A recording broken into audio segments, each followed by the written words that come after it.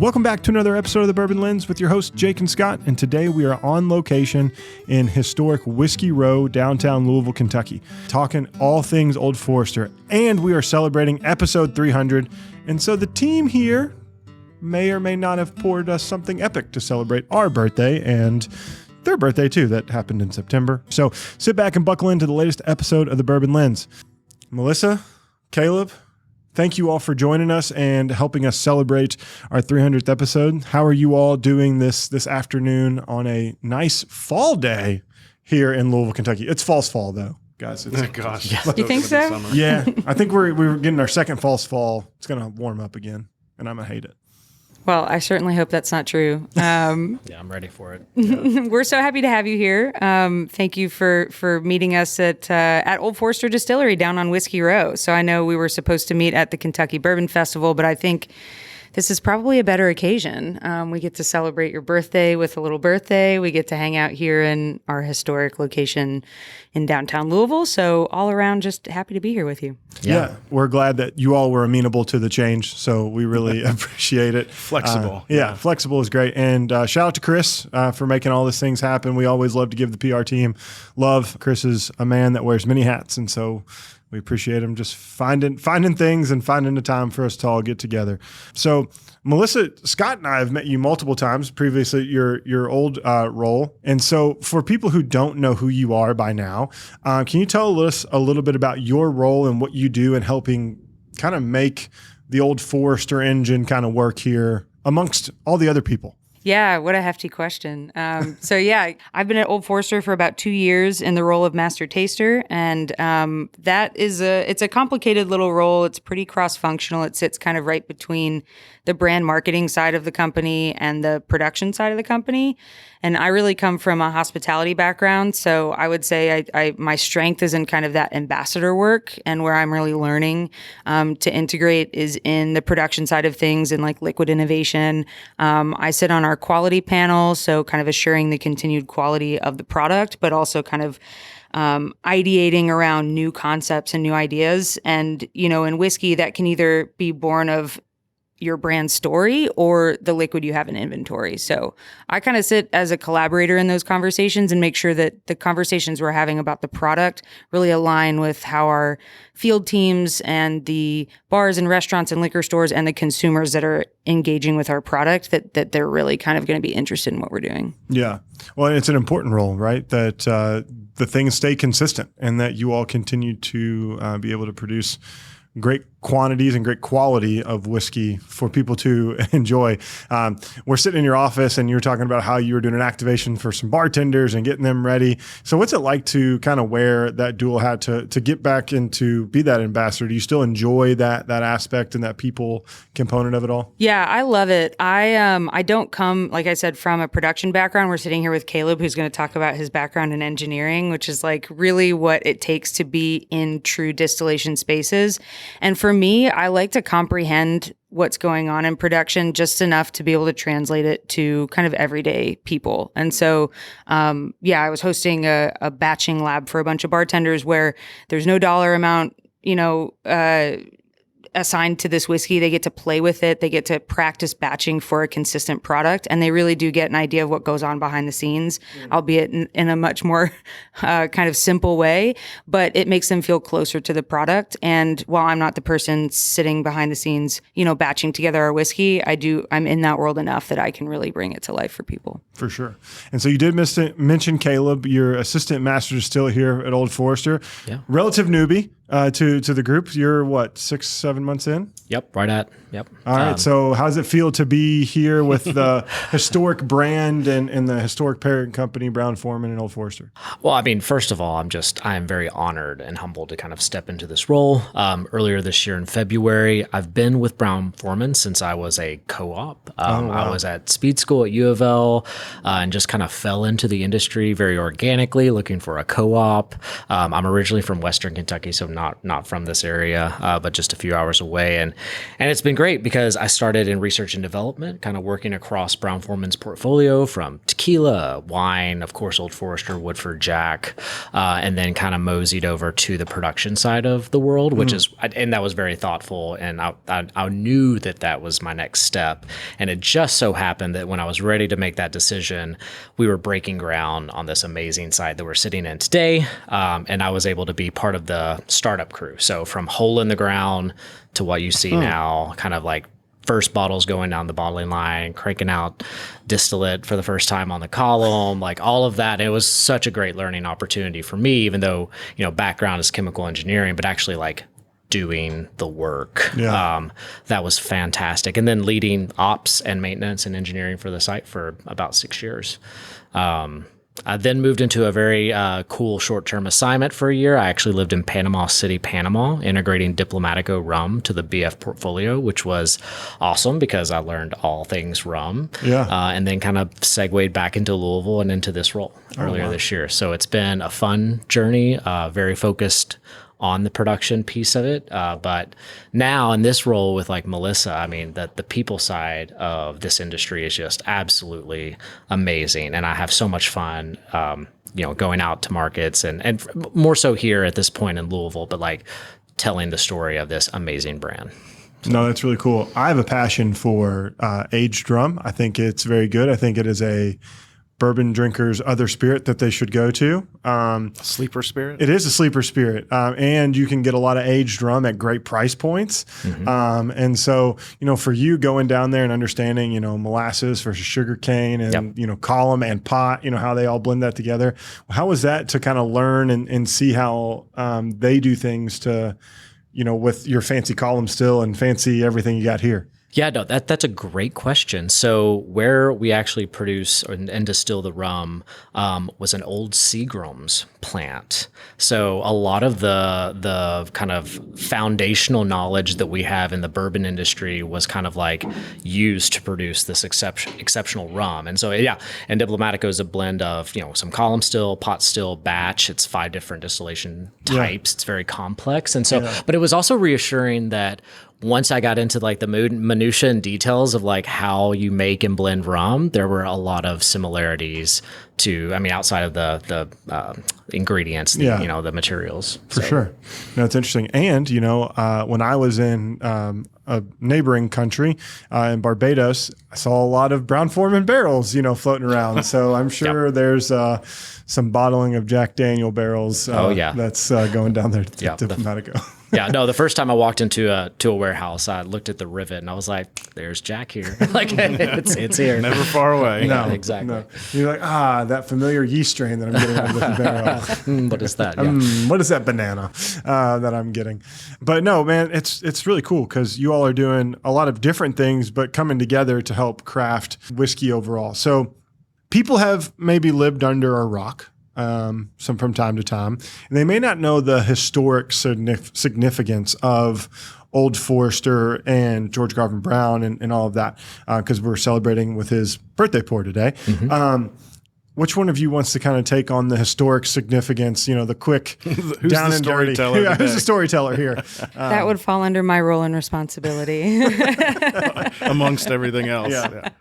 Yeah, telling the story of Old Forester is a huge part of bringing people into the family of the brand. So Old Forester is honestly, it's an easy brand to talk to people about because a lot of the bourbon industry is rooted in history and heritage, and there are very cool stories kind of through and through about bourbon before it became this big commercial industry that we know it to be today. And Old Forester was like really authentically at the center of that inception here in America. And I always like to say that Old Forester history is bourbon history. We were founded in 1870 by a pharmaceutical salesman who was selling medicinal whiskey as part of his business. And because of the lack of regulation for the bourbon industry and really any consumer commodity back in that time period, rectified whiskeys and counterfeit whiskeys were hurting his business because, a medicinal product, you should rely on it making you well, and a lot of whiskeys were making people sick. And so his solution was to buy reputable barrels of whiskey from distilleries that he had vetted, batch the liquid together and put it in a glass bottle. And there are so many actually pieces of that were innovative. So everything was sold by the barrel at the time. So taking the whiskey out and commingling it to create a flavor profile, he was really one of the first people doing that. And then he was the first to put whiskey in a glass bottle. So he tamper-proof sealed it. That was the first time consumers could pick up a package that they were guaranteed the quality of the product inside of it. And so you can think about that having implications for all kinds of consumer commodities. But it really made a difference for bourbon, and it kind of pushed the industry to do better. And so 27 years after that, distillers really took the initiative to get the Bottled in Bond Act passed. And Old Forester kind of remained a household name through that time up until Prohibition, when we were granted a medicinal whiskey license and continued to sell the brand as medicinal through that time period. So we've always been around. We're actually the only bourbon brand in the category that's never gone off shelf for 154 years, before, during, and after Prohibition. And so what that means is that we've been through the ebbs and flows of the industry. So we have a lot to call back on. We have a lot of best practices. We've been innovators through and through kind of from the beginning, but it also means that we have like a real passion to see the industry thrive. So I think all that comes together and people can feel it in the product that comes out. Yeah. No, that's really, really cool. Because it was, I can't believe it's been that long ago since the 150th bottles came out. I thought you were going to say, I can't believe it's been that long, 154 years. No, it seems like the 150th was like... I remember like it was yesterday. It was. I know, literally, I have a sample a buddy just gave me. It's like, oh, here was batch one of the 150th Well, bottles. and truly, the 150th anniversary was actually in 2020, but because of COVID, our celebration of it was pushed to last year. So if you're thinking that you blacked out for the last 3 years... We all did. There was a little bit of a time warp there with COVID. Okay. Yeah. I'm glad I'm not crazy, because I was like, man, I really feel like this was It just happened. just there. Okay. I'm Kentucky Bourbon Festival didn't do me in that I am bad. still under a brain fog from Yeah. KBF. No, I think what's cool about Old Forester is it's such an old brand, but they have such young blood, like you guys, to help usher the brand forward and continue to tell the story, but also put out innovative and different and new liquid into bottles. And and I don't know if that's necessarily like a conscious initiative of Brown-Forman and the Brown family, but I do certainly think it's part of it being a family-owned company still. So it's sixth generation, and I think that when you have a family that cares a lot about its brands, and Old Forester, to be honest, after the kind of bourbon decline in the 70s, 80s, and 90s, we were almost kind of dead as a brand.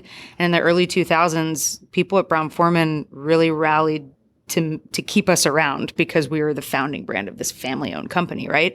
And so I think there's a real commitment to wanting to keep moving into the modern era. And, people like Caleb who start straight out of school in a co-op, like the company is chock full of people like that. And then they stick around for a really long time. Yeah. And I think that's part of the key of success here. Yeah. So, speaking to that, I'm sure you've had many opportunities to do many different things, but has there been one thing that's kind of like that you can recall that keeps you here, that keeps you excited about the brand and the direction of Brown-Forman and Old Forester overall? Yes. I would say for me, I think a pivotal point in my career was when I moved from my R&D team, my home base when I started, to operations, because it was Old Forester, right? And just seeing from people like Campbell, family members being here, celebrating history, all of our accomplishments. And then frankly, leading the team here for 5-6 years, seeing the brand grow as soon as we put our, flag back down here on Main Street where we were, in the late 1800s. And from a volume perspective, it's just been amazing to see that organic growth and the consumers every day walking the streets, coming in, telling stories. That is what has kind of led me to move on this path of, being with the brand for the long term. Yeah. And I think the other thing that, from a consumer perspective, me looking at it is there's a Old Forester product for just about anybody, right? You start at 80 proof, you go to 86 or 100. 100 it is spooky season, so go buy your Old Forester 100 because it's got the orange label on it. It's always fun to do that one. And then you have your Whiskey Row series, and then you have your Halo, your top shelf stuff, birthday bourbon, President's Choice. Did I get that correct? Yeah. And then there's other kind of wonky things. Like I see King Ranch, like that was a funky thing. And It's a Texas only release. It's not here. You didn't see it. no. Statesman. Yeah, Statesman. Statesman. And then you have your single barrels, and then you had the introduction of rye whiskey not too long ago. Right. So, for you all have a lot to play with. So how do you educate a consumer on helping them fit into the overall portfolio? What might work for them? So I like to describe, I do a lot of talking about the Whiskey Row series, and our 86 proof and 100 proof are also a great example of just like utilitarian bourbons. And I always say the Whiskey Row series is kind of like a Swiss Army knife. You have 4 expressions, all remarkably different, that one consumer might drink on different occasions and in different moods. And that would be me. I'm that consumer. I like, the 1870 in like the spring and summer. I like, something like the 1920 in the winter and fall. Or if I'm at a different kind of party than another, I'm always changing my preference based on my kind of mood. But you also have 4 unique expressions that might have a champion of each one. So you might have someone that really gravitates towards whiskeys with lots of fruits and florals that are going to really gravitate towards the 1870. You might have folks that really like that classic peppery bourbon structure, and they're going to like the bottled and bond the most. And so I think when you're selling it to people, I think first of all, you give them the freedom and the option to choose what they like rather than try to like really kind of angle your flavor profile to everybody. Really educate them about what this portfolio brings to the table, and then let them find what speaks to them. And I think when you create that open space and that safe space, especially because consumers get really stressed about identifying what they like, what they don't like, flavor profiles, right? Gosh. And so my philosophy when I talk to consumers is really to create a safe space where they can have an educational experience where like low stakes. Let's just talk about what we like and what we don't like. Yeah. And that's one thing I like about what you do and what you've done in the industry. Like your last role with single barrel selections, you allowed the consumer to like guide the conversation, but you would also like help educate without making it overwhelming. Sure. And like you said, a safe space to like, well, do you like it or not? I mean, at the end of the day, that's what we're all looking for. That's what it matters, right? It actually doesn't matter if you come off as a, highly knowledgeable whiskey enthusiast. It actually just matters if you like what you're drinking in your glass. Well, very much so. And like in the Whiskey Row series, it's like not only is it like a little bit of flavor variation, but you also have different proof points too. People might think 115 or 113? 115, yeah. 115 proof on the high end is just way too hot. So maybe they want to gravitate back down so you can help introduce like and even escalate, here, try to escalate the proof and see how you. Yeah. And to that point too, like what's your serve, right? Like for a long time, I think people were afraid to admit that they liked ice in their whiskey because for some reason in like the 2010s, people like said that you could only drink whiskey neat, which is absurd. So like I tell people, if you like your whiskey on ice, but you don't want to dilute it, drink the 1920 on ice. It's going to stand up beautifully to some dilution, So I think also identifying how you like to drink it, whether it's neat, rocks, cocktail, whatever, then that'll help you also determine, what of our portfolio to choose. Yeah. Or if you like a little extra barrel influence, right? Because you got the double barreling going on in one of them. So it's like there's innovation in all of that, I think, which is really cool. And the really impressive thing from a production standpoint, which again is like not my area to claim, but is the fact that all of this starts as the same distillate. So all of that portfolio, as well as our 86 proof and our 100 proof, I always say every barrel of Old Forester starts with the potential to grow up to be whatever it wants to be. I like that. That's good. Yeah. Well, I think that's funny, like you say that, because it's like one distillate can create so many different brands. Yeah. And you all do some really interesting things on the barrel aging side that a lot of people don't do. Is it heat cycling? Heat cycling. Okay, just make sure I got the term correct. Yeah, you got it. So how does that you're on the production side and you've probably helped do a little bit of that. Like, what is that you're doing that actually makes the big impact for your barrels from a consistency or flavor profile perspective? Sure. I mean, it really accelerates and helps the maturation process, especially in the winter. So it's a hefty investment. So that's why a lot of people don't really do it. Because I mean, we're firing up the boiler and we're using steam to heat our warehouses in the wintertime. So because at some point, around 50-ish or so degrees, like the liquid doesn't go in and out of the barrel. And that's what causes maturation, all of those organic reactions in the barrel that help develop flavor over time. That kind of pauses-ish during the wintertime when it's really cold. So when you introduce heat, you continue that maturation process through, the 4 or 5 months in Kentucky where it's pretty chill. And so, it's very scientific. We have temperature probes on every floor, and we kind of like measure that throughout the winter and the summer. We measure humidity. I mean, there's a real science behind maturation. I mean, we literally have somebody in Brown-Forman whose title is maturation scientist. I mean, so it's a really big deal, and we have a lot of historical knowledge that helps us drive innovation, especially on the maturation side. No, I think that's really cool because that's where the magic happens. Obviously, you have to have good distillate going into the barrel, but the magic happens when you put that thing away for 4 years. It's like, see ya soon, little guy. I'll also say our warehousing practices are really unique in that we heat cycle 100% of our product, and that has such a big impact on our flavor extraction. But the crafting of our barrels is, I would say, just as important as well. We're the only major supplier that coopers our own barrels. Yeah. And so that means that we have the kind of flavor specs of American white oak really dialed in. And again, while it's expensive and labor intensive and kind of an extra investment on our part to do that in-house, just like the heat cycling, we think it pays off in dividends when it comes to the flavor. Yeah, I would just add, I mentioned this in a tour yesterday, but like when I started and I was a co-op and in R&D, I literally found a memo because email didn't happen, 30 years ago, where we were investigating like toasting. And so, we've been pioneering that technology for quite some time before anybody else was. Yeah. And so Brown-Forman really uses those levers at the cooperage, toast, char, how we construct our barrel to give us an edge. Yeah, I think Scott and I are some of the fewer lucky folks. Mint Julep has a very unique partnership to go and see the Brown-Forman cooperage, and we did something with Mint Julep, and that was the first thing. Like, you got to go to the cooperage. Like, started our day there. Yeah, started our day there, and it was really cool. Yeah, nothing like a crisp morning at the cooperage. Oh, it was awesome. And then before Jack Daniel's had sold the one in Alabama, we actually got to see that. You did? Yeah. I've been to that one. It's cool. It's so cool. Yeah. Yeah. So good investment by, some good friends of the White Oak. Oh gosh, why can't I think of their name right now? Independence Dave. Yes, Independence Dave.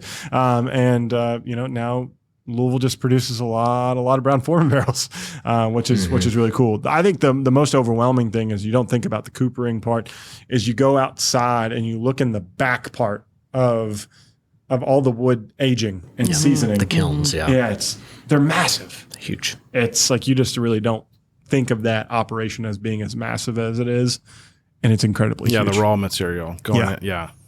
Wow. Yeah, because we put out about 2,000 barrels per day at the Louisville cooperage. So if you think about all of that oak that's going in, it's 29 to 32 staves per barrel. I know. So, and all of those are getting milled down right there in the building. So the scale of it is just kind of hard to wrap your head around. It is.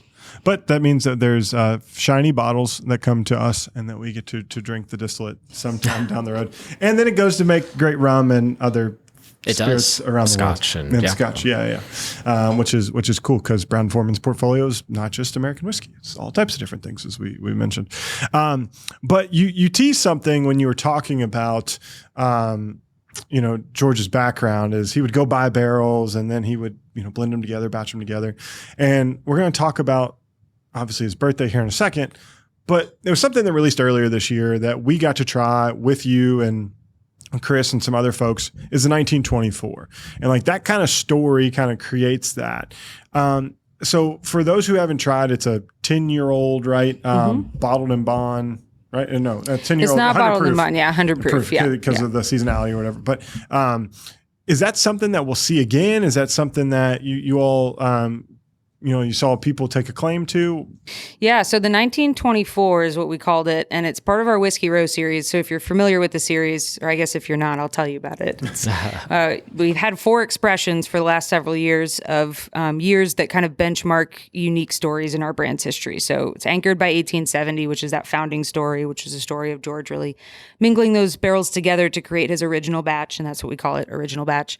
The Bottled and Bond Act, we really call back to that. 1910 is our double-barreled expression, where we kind of pay homage to a fire here on Whiskey Row that accidentally created the first double barreling of bourbon on record. Great story. It's a great story. Yeah. I mean, it's one of those and then there was a fire and we had to take whiskey off the bottling line and dump it into barrels. And today that's like a whole arm of innovation is barrel finishing, right? Mm-hmm. But back then they slapped a name on it, Old Fine Whiskey, because it didn't taste like Old Forester. And what do we do? Probably gave it away to friends and family. It was just one of those things. The industry operated so differently than it did today. But because of our continuity, and we have a really rich archive department, stories like 1910, we actually have the old bottles from 1910 with liquid in them that we can look at. They've got the story written on the front. So that authenticity is really brought to life with things like that one.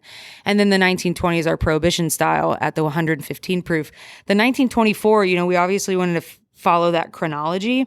And Prohibition was such an interesting time because I think a lot of people who've engaged in the bourbon industry know the basics of it, right? It was illegal to produce alcohol or sell it. But these 6 companies had a medicinal whiskey license. What a lot of people don't realize is that once that act went into effect, the Volstead Act, there were a lot of what ifs that came after that. And the government continued passing legislation throughout Prohibition to approach these little issues that came up from such a huge legislative change.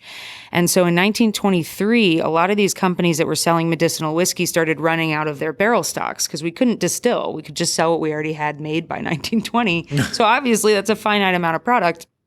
And we start buying up barrels from companies that had gone out of business that didn't have that license. Well, now there's barrels with random ownership sitting all over the Kentucky countryside, just not really regulated. So that's when the government said, you've got to move all of your stock to a concentration warehouse. And that is when Brown-Forman purchased our West End location that's now our corporate headquarters. And we moved all of our whiskey stock there and we bottled Old Forester with different recipes. And that is really what this expression is meant to speak to, is the deviation of Old Forester from its traditional mash bill and yeast profile and things like that.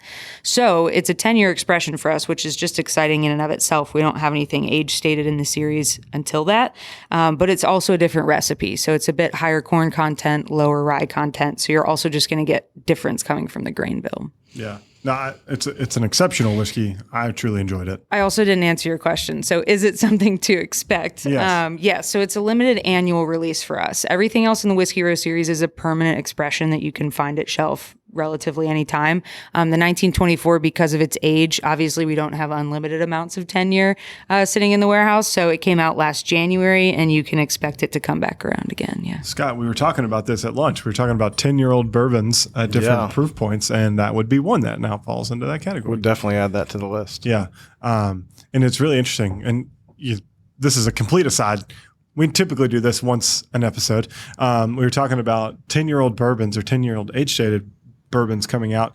They don't really carry a huge high proof point. And we just kind of went through the list of ones that were like readily available, like 80, 90-ish, 92, 93, 94. I'm like, man, like no one's like age stating, like dropping 140s on them. Thank God. That's like, and rightfully so. It's interesting. We just tried some really old stuff a few days ago, and it just gets really oaky, And like I think the sweet spot for older bourbon, especially, I mean, we heat cycle our warehouses, right? So we're like amping it up. It's like 1 year of aging in Shively warehouses for Old Forester is like a year and a half. So I mean, it's really old, and so you don't want to drink like wood concentrate, right? You want lovely bourbon, and so wood concentrate. That's it. And so I think at the lower proof point, it really makes those higher age bourbons much more approachable and much more enjoyable. It brings out a more balanced flavor profile, and I'm learning this. So totally from the master taster. And I think when you like zoom your lens way out, pun intended. Did you like that one? Yes, I did. Caleb and I like puns. When you zoom your lens way out, the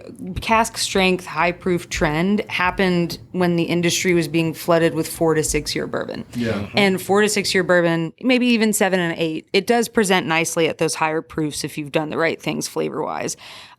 When you're talking 10 plus year old liquid, it was never really intended to be consumed at cask strength, and nor is it its best, I don't think, because you are getting a higher concentration, like chemically in that product, of wood tannins and wood spice and things like that. And those are going to open up really nicely at your 80 to 90 proofs. So that water really is necessary. And I think the whiskey enthusiast consumer base is starting to understand the crafting of proof as one of those components, just like maturation, just like finishing, things like that. Proof really is part of the Finally, people are realizing it. Amen. Well, I hope so. Maybe I'm just manifesting it. You need So to I want it to manifest it. happen. We need to speak that one into existence. Yeah. We are not on the like burn your face off trend. Yeah.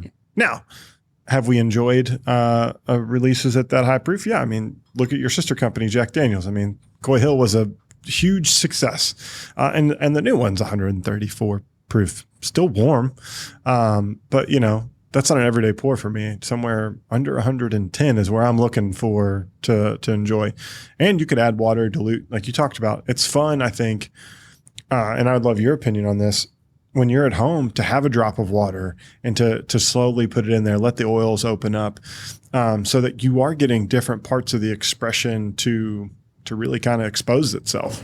Yeah, when I'm at a bar and if there's like a good tasting menu and there's something I've always wanted to try, I always order it neat with a side of ice because I really do want to try it by itself just for the experience. But I am someone that likes a little bit of dilution, so I'll pour about half of it on ice and see how it tastes. Yeah, no, that's cool. Smart. Yeah, similar methodology. Yeah. For me. Drink your whiskey how you want to. Yeah. At this point. Now, I'm not on the Oreo Coke Zero movement with your whiskey. I've seen that trend going I on. don't think I've ever seen that one. Yeah, you stay away. Not on that trend. Mix expensive whiskey with Oreo Coca-Cola. Yeah. Ugh. I've seen people do it with Stag, or somebody did it with Van Winkle 12 or 20. Like you dunk an Oreo in it? No, It's the Coca-Cola Oreo special release. What? I don't even know about that. Oh, wow. It's Oreo flavored Coca-Cola? That's Correct. apparently. Fascinating. Yikes. it sounds like another way to increase the rampant race of diabetes in our country. But who am I? It just sounds Goes well with Oreos also. Goes well with your trip to the doctor. Yeah. Speaking of medicinal, right? You know, we'll get you some medicine. Oh gosh, our legal department would never. Just kidding. Oh man. So, but you all do every year. You release this beautiful squatty bottle in homage to George. Yeah, GGB. So can you talk to us about this year's blend? Because each year it's a little bit different. It's a little bit something unique. I don't have the topic or what all went into this one offhand, but I do know it's an older age statement. That's Did you all I not remember. study for this podcast? No. Did I ever study? There was a study guide that, you know. Chris didn't send that out. He was hoping he Chris. could cheat off one of y'all's worksheets or something. Yeah, so this year is a 12-year age statement, and that was actually last year was a 12-year as well. So we've had some really nice aged inventory. And the birthday bourbon, what makes it unique is it's a vintage dated bourbon. One of really, I think, the only out there in the market. Which means that all the barrels that go into this small batch were produced on the same day's production.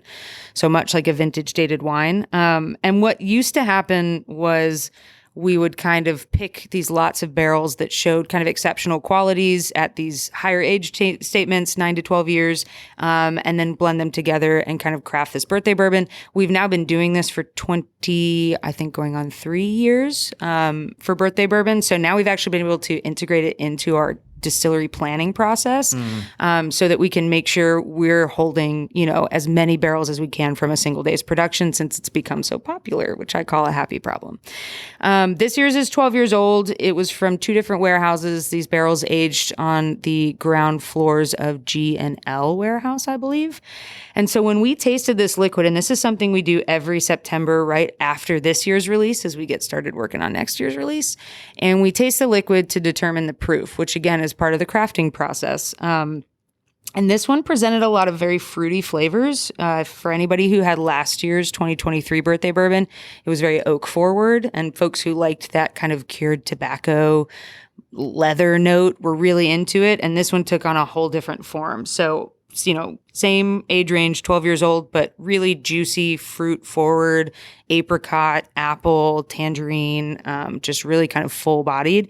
And so we thought that it might present better at a slightly higher proof, kind of consistent with what we were just talking about. We thought that those notes might be juicier and fuller bodied. So it actually came out at the highest proof we put out for birthday bourbon so far, and it was 107 proof. And all of the barrels were on the first floor of the warehouse, first right? floor. Yeah. Mm-hmm. And so that typically when we're talking lower floors of Old Forester, we tend to get more of those fruit notes versus higher floors giving us a bit more of the oak and sweet aromatics. So, the very exciting thing about this year was that proof point. I think folks were interested in trying it at 107. 107. Yeah. Trying to creep it back up again. I know, but listen, like we said, we were just tasting some cool aged liquid with pretty oak tannin forward flavor, and it came out a little lower than we expected. So this is where we kind of let the liquid tell us where it works best. And so For sure. And this won't work well on like for visual perspective. But since we do have the master taster here, it's always fun to ask you how you kind of lead a tasting, right? I think especially when you're doing something like this, while we were joking, may have tried 700-800 different whiskeys since 6 years ago when we started this. It's always fun to hear perspectives for people who do lead these. I use the technical term super palate that we may not have because, this is what you do for a living. Yeah. Well, first of all, I don't think I have a super palate. I'm not saying I don't believe people do, but myself, I think that talking about flavor notes is more of a confidence in language game than anything else. All right, I like it. So I think it's about practice makes perfect and learning what notes kind of jump out at you and how to notice them and then being confident to say them out loud. So that's usually how I started tasting, is by telling people that it's all about just believing in yourself. There we go. If I could be a little Ted Lasso about it, I guess. And so first of all, I start by approaching it from a broad perspective. So there's 5 main flavor categories when it comes to breaking down, especially Old Forester. And that is grains, wood, spice, fruit, and sweet aromatics. So it's really a good approach to kind of clear your mind when you start talking about the aroma. And we always start with nose, we go to taste, and we go to finish. So as you nose your whiskey and you want to breathe through your mouth, I'm sure you guys know, versus your nose, I just think about one of those categories. So right off the bat, to me, my brain tells me I get fruit. So now I'm just going to spend some time focusing on fruit. And then I drill down to more of a categorical approach. So am I getting juicy fruit, ripe fruit, tropical fruit, red fruit, dried fruit, citrus, things like that, and really just kind of run through categories and see what kind of speaks to me. And then you can drill it down more. So when Caleb and I were writing the notes for this one, we both agreed right off the bat it was really fruity.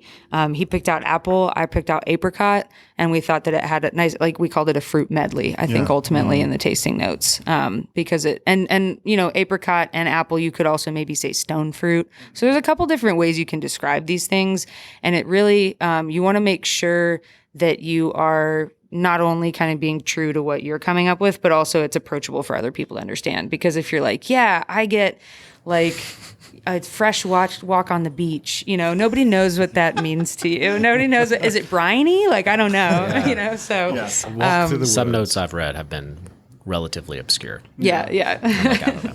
So that's where I start. And then, we move off fruit and we say, okay, it's also pretty sweet. In the sweet aromatics, are we talking honey, which is a bit brighter? Or are we talking molasses, which is very dark and rich? Which one of those? And I kind of scale with things like that. So that's usually where I start with aroma. I kind of then move to palate and I talk about what translates from the nose to the palate. I always start with that. What do you notice on the taste that you also noticed on the nose? Because those through lines are kind of interesting to call out first. And then what else jumps out on the palate that maybe wasn't on the nose? And then finish wise, just what kind of lingers, you know, is it a lingering spice or does the spice dissipate and you're really getting more flavor? Yeah. Yeah. So Great. I also, my other technique is I make other people give me notes. So what do you think about the smell here? So I was, before you said fruit, I did nose it earlier on. I definitely thought it was fruity in my perspective. The one thing I got was like a confectionery sugar, like powdered sugar almost. I think we said buttercream icing. So that's very similar. Yeah. So that was the one thing I noticed was like, kind of it's like where you smell in the glass. I think you get different things. So if you're smelling kind of the back to kind of get the, like the convection current, like I think that sugars are really, for me there. And it reminds me of, you know, now I then recall back to a memory, like my mom sprinkles powdered sugar on French toast. So I do get a little bit like cinnamon, baking spice kind of undertone. So getting as the butter melts all that together. So, you know, buttercream, I'm in there. We can speak some slang language. It just gets me, you know, to a memory of Christmas morning. We'd always have French toast. Totally. Yeah. And I love the scent memories. Like I do think that like visualization is a big part of tasting and nosing whiskey as well. Anything that kind of calls to mind. Like I had a friend one time that grew up working at a bakery and we were nosing a rye and she was like, it just reminds me of this bakery. We used to make these terrible licorice cookies. And I was like, well, licorice. I was like, there you go. You did it. Yeah. Scott, what are you getting? I was going to say the first thing I noticed was like apple, like the drilling down, like what type of apple, you know, green apple, red apple, whatever. I actually thought like candy apple, like candied apples. So it's like a lot of like that sugary nose, but then also it's like that brighter, that first bite of that apple that you would get just kind of opens up. It's not a Gala though. It's more Honeycrisp. It's more bright to me. Granny Smith. I have a war on Gala apples. I just feel like every time I buy them, it just has a big soft spot in it. I'm like, why did I just buy this again? So now it's time to drink it, right? Yeah, cheers. Yeah, cheers. Happy birthday. Yeah, cheers. Yeah. Thank you all for celebrating with us. Well, I know that you probably think we sit around sipping birthday all the time, but it is a special occasion for us too. Yeah. We appreciate it. Well, we really appreciate it. And, you know, like this is what I think the community like is, right? It's getting together, sharing something really cool. You're helping us celebrate while helping tell your all story, I think is, you know, one of the reasons why Scott and I continue to do this is because these stories, learning more about you all, your all's backgrounds, and then, you know, having something amazing to try. I mean, this isn't an everyday thing. We know that. Yeah. But it's really, really cool and really special overall. I enjoy this a lot. I like to lead with, do I enjoy it or not? Yes. And if I could buy it, I would buy it. Like that's in my head. I'm a pretty simple man when it comes to things. We got that womp womp email though. That's what we said. Next year, the marketing department, it needs to be voice activated instead of saying like, unfortunately, it went just womp womp. Tell us how we really feel. Yeah. Yeah. Just lean into Just it. lean. Yeah.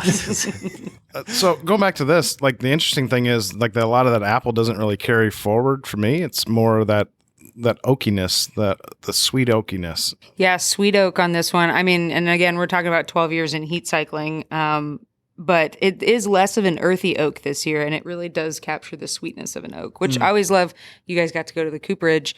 When I tell people about oak being like a sweet wood, I think it's hard for people to identify, but when you stand in the cooperage, you really do get hit with that sweet smell that comes from the wood. No, I completely agree. So the fruit does dissipate, but if you let it like breathe, which we have, I think it does show up on the second drink, not so much of the first one. I think you're shocked a little bit by the oak. But then it's a brighter fruit. It's almost goes tropical on the palate. Yeah, I can see that. We called out the juicy tropical fruit, Yeah. I think on the... Like when you said tangerine, I'm like, okay, like I definitely like... I think that was a Caleb note, tangerine. tangerine. Yeah. That like kind of bitter orange, right? I like in that in here, but that confectionery note I think is the one that kind of hums right through. Ties it all together. Yeah, it's always fun to find that note that goes nose, palate, finish, because that means you've got everything's bouncing off of that from a tasting profile perspective, which is really cool. Yeah, agreed. Man, Good stuff. people are lucky to try this. That's for sure. Now, if people want to come down here to historic Whiskey Row and see Old Forester, is it far in advance you need to book? Like, what would be your recommendation for people coming to Louisville that want to stop here? Because a lot of times you don't have to leave Louisville anymore to have a great bourbon experience. There's a lot of stuff happening on Main Street. Yeah, I mean, really outside of maybe January, February, book in advance, at least a month or two, if you have that, like, if you're planning that far out. Yeah, definitely. Oldforester.com is where you can find our booking links. And yeah, I would say I think you can book up to 90 days in advance. So the better you can plan ahead. We only have so many spots on our tours and we only run so many a day. And it's very popular, the Kentucky Bourbon Trail these days. So we do have slower seasons where walk-ins, so, sometimes we can take. But if you ever are in town, maybe didn't know you're going to be and you can't make it on a tour, our bar actually offers tastings by the pour of really our entire portfolio. They even have some special flights where you get President's Choice, Birthday, 117 series, things you can't really find anywhere else. And if the idea is just to get that liquid to lips and maybe not walk off with a bottle, then our bar is always a good option. It's called George's. There you go. That's great. And if you're really, I mean, if the crux of the trip is bourbon tasting, we do offer like elevated tours as well. So those are peppered in a little bit more sparsely than our standard tour. So definitely plan ahead for that. Definitely. And just call them at Julep, set up with them. You go do the cooperage and come over here. They'll take care of all the things. It's a little more expensive, but I was going to say, planning in advance is a must anymore. Yeah. It's hard to just pop in anywhere. You might get lucky if it's like one or two people, but...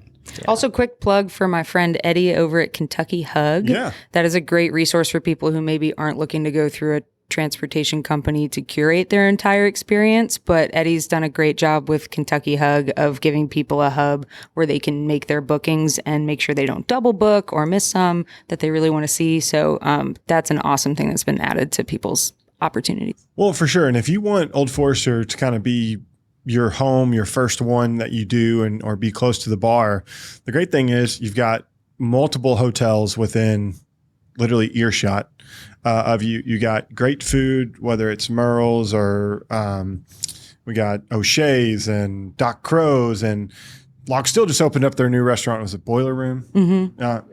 And then there's all types of food. There's a comedy club across the street.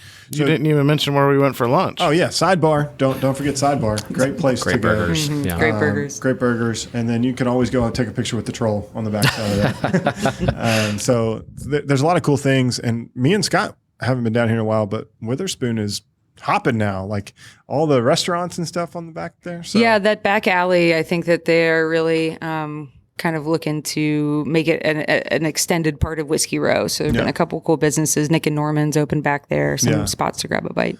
For sure. And we saw one place, $8 old fashions all day, every day. That's a win in downtown Feels like Louisville. 2010. Pre-inflation. Yeah. It feels like we can afford it. Yes. Well, Caleb and Melissa, thank you all for celebrating our 300th episode with us and sharing a pour of this phenomenal Old Forester 2024 birthday bourbon. And we look forward to whatever's next, because I'm sure there's always innovation. Make sure you sign up for their newsletters, follow them on social media at Old Forester, and we really appreciate it. So thank you all. We've loved having you. Thank you. This was great. Yeah, thank you. Cheers, everybody. Cheers. Cheers. Thanks for listening to this episode of The Bourbon Lens. Make sure you're connected with Scott and I via social media on Instagram, X, and Facebook. We'd love to connect. And if you're more the professional type, follow us over on LinkedIn. If you want to know more about Bourbon Lens, make sure you're subscribed to our weekly newsletter, The Weekly Pour. For exclusive content and more, check out Patreon. Follow us there at Bourbon Lens. And last but not least, on your favorite podcast listening app, make sure you're subscribed, because every Monday, Scott and I release a podcast, and we would love to have you here listening to the newest features and the newest whiskey news. And until next time, cheers.